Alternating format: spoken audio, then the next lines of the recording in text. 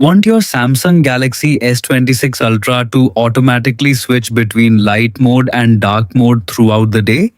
The built-in auto dark mode feature helps reduce eye strain at night, improves viewing comfort in low light environments, and can even help conserve battery life on devices with AMOLED displays.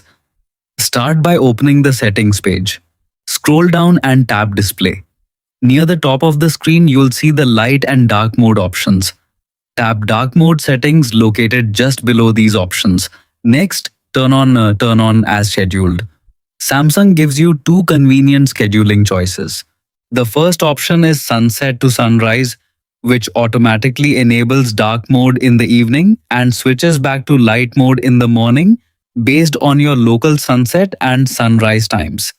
For this option to work properly, your phone's location service must be enabled.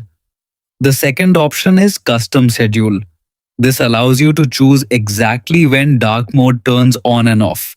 For example, you can set dark mode to activate at 7:00 p.m. and switch back to light mode at 7:00 a.m., matching your daily routine.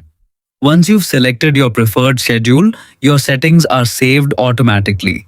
From now on, your Galaxy S26 Ultra will switch between light and dark mode without requiring any manual changes.